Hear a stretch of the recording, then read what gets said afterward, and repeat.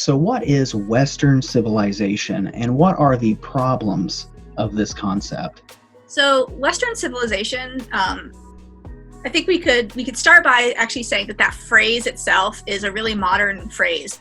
People think that there is a sort of long-term, like going all the way back to antiquity, concept of the West and Western civilization. That is actually, in fact, not a true. We do see divisions between East and West in antiquity and ancient texts, but it's usually not actually very well structured geographically, and it isn't like the West and the East. That's a sort of later modern imposition. I've done some research on this phrase, Western civilization, and I'm not the only one. There's a really good book called The Idea of the West by Bonnet that actually sort of goes through all of this sort of structure and language of the West. And it turns out that the terminology and the idea really only goes back to the late 18th at the latest, and usually the middle of the 19th century. I've been able to trace the language of Western civilization itself back in the United States and Britain, specifically to the 1830s, and it actually originally relates to the opening of the North American continent to white settlers. And where you first see the language is actually on this idea of having to plant small colleges, usually small Baptist colleges, in the West in order to maintain an idea of civilization from Eastern U.S. in the West. So that's one of the constructions of this idea of Western civilization. The other one is actually an Orientalist trope that divides Western Europe from the Middle East, specifically the Ottomans is one of the places that we see it.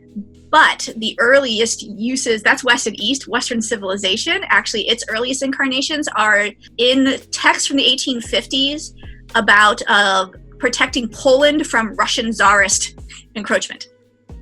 And so the Russian Tsars are the great Eastern other and evil, and Europe, Western Europe, and Prussia, and those people are the West, and they're vying over control of Poland. And so it sort of gets connected in that way. It actually has a continuous life that goes through the Cold War. So that East and West is actually a rhetoric of anti-Russian, anti-communist rhetoric as well. So that's actually the sort of foundations for this concept of Western civilization. It doesn't actually have anything to do with Thermopylae and the Persians and the Persian Wars, but it gets used that way, particularly in British contexts, in the context of imperialism and colonialism in Egypt and in what is now called the Middle East. And then, of course, like I said, it gets picked up heavily in the context of Russia and the rhetoric of the Cold War as well. What happens, however, is that in both of those constructions, particularly starting in the 1950s in the United States, it gets wedded absolutely to the idea of ancient Greek city-states as a foundation. That's a very late accretion. I actually struggled when I was looking for uses of Western civilization in earlier contexts to find explicit connecting it to ancient Athens and Sparta and other places, and it's very vague. There's a gesture towards it, but it's not explicit. It's when we get into the sort of post-World War II world, when we get the curriculum that we call the Plato to NATO curriculum, right? This idea, and Donald Kagan is sort of one of the big guns in this area, of this idea that we actually have to, we sort of recuperate Athenian democracy, which in earlier parts, time periods, was considered too anarchic and inappropriate. So we look to Roman republicanism as our model, recoups Athenian democracy as a model for democratic freedom and spreading democratic freedom against communism. Because of course the Spartans were communists, socialist civilization, so you can't really use them as a model for democracy. And the Romans were not, by any stretch of the imagination, spreading democracy wherever they went. So that's sort of it in a nutshell. It's highly problematic because if you actually trace the language of it, starting when the language really starts to kick up and starts to appear in the 1890s as part of this anti-Ottoman, anti-Russian context, and it gets yoked into imperialist activities in the Middle East, and as I mentioned, the expansion of the European settlers, settler colonizers through the West.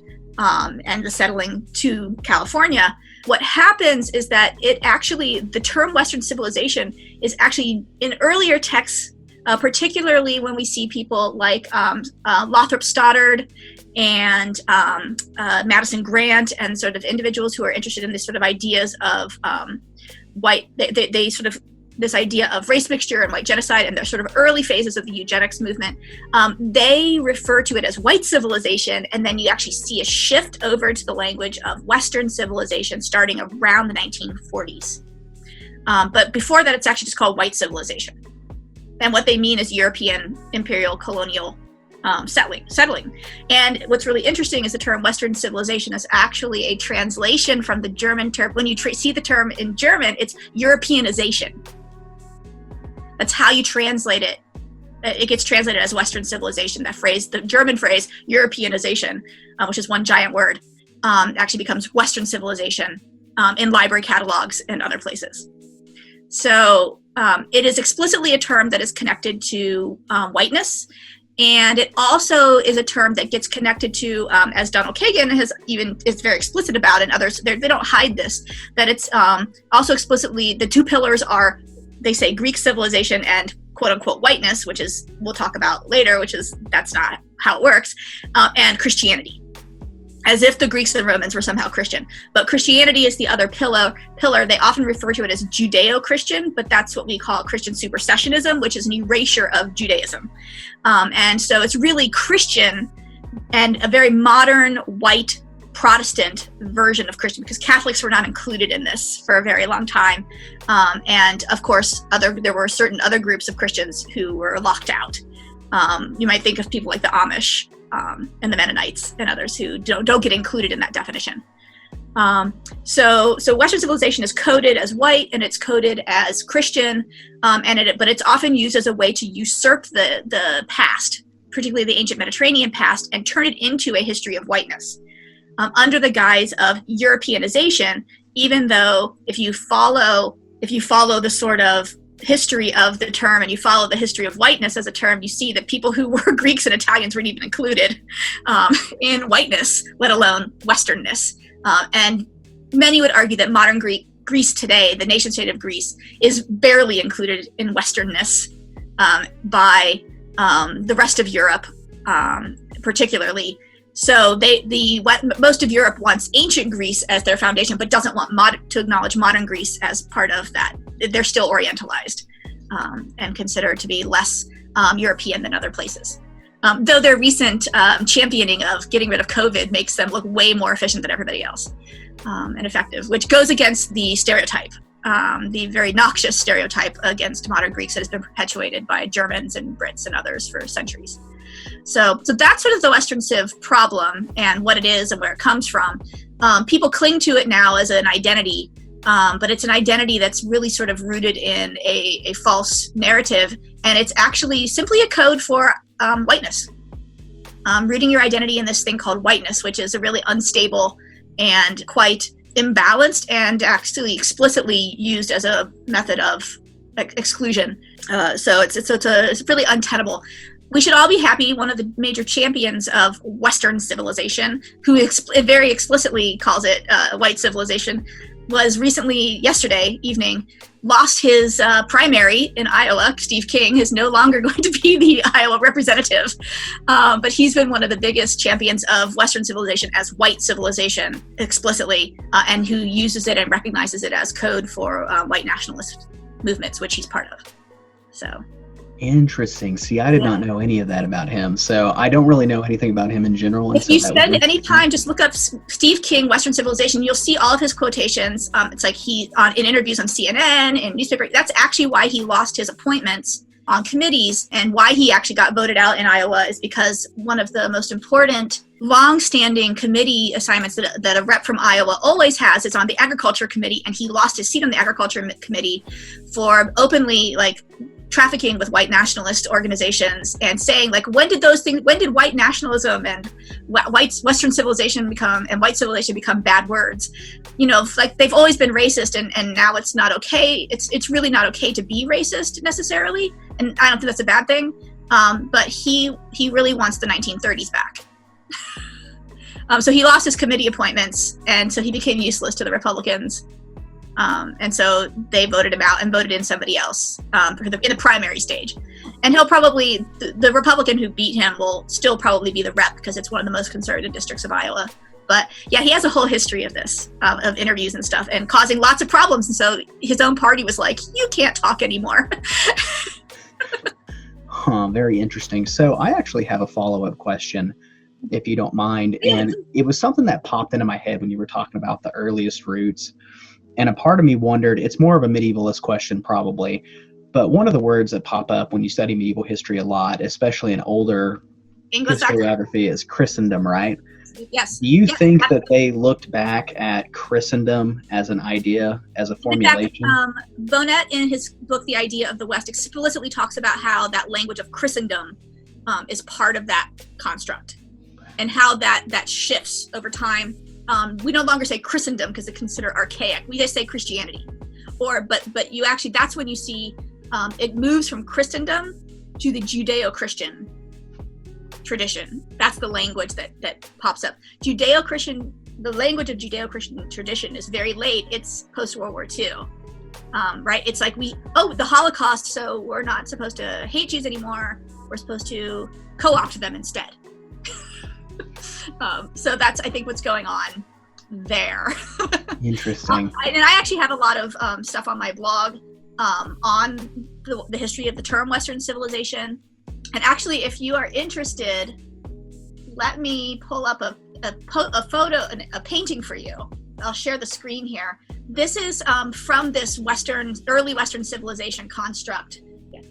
So this painting is actually, it was from an advertisement and part of a contest. So you see this here. This is American Progress is the name of the painting. I got this image. It's in the Library of Congress collection now. But you can see here Progress dolled up as you know, a classical goddess leading the settlers and carrying a telegraph wire. Right? She's like hauling a telegraph wire across the continent as it moves from light on the east here to the darkness of the west, and before it drives out the indigenous people and sort of savagery or barbarism and darkness. It brings the light and brings the telegraph and technology. And here you can actually see an encapsulation of what this concept of Western civilization was when it applies to the settling of the American continent. And the sort of erasure and genocide of indigenous groups and the yoking that happens specifically in the American context of Western civilization. I don't find this in the other contexts, but in the American context, in the 19th century, it is explicitly yoked to technology and to an idea that only white, and in the earliest manifestations, white Anglo-Saxon, right? That language of Anglo-Saxonism is really heavy in early 19th century discourses, before the sort of creation of the concept of the Nordic and the Alpine, which are the sort of two groups. But Anglo-Saxonism is the language there. But it's this idea of, so this actually roots back to an ancient theory of race and ethnicity, which is called environmental determinism. And for the Romans, that concept actually links your level of cult, like your identity is partially linked to how well you can manipulate and control environments. So for the Romans, as engineers, they often highlight their engineering abilities as being better than the Greeks or as being better than the Germans or the Gauls or these other groups. So that actually gets picked up by scientists in the 19th century, and specifically anthropological circles and at the Smithsonian Institute. And so we actually see it in Smithsonian anthropologists who are reporting to the US government and who are working with the Indian Affairs Office, who are structuring this idea of, we have better technology, and so we are a civilizing force of progress, right? That's where the language comes from. And this painting really sort of encapsulates that idea. And this precedes where we see it actually put on huge display. What is Western civilization? It is white industrial America.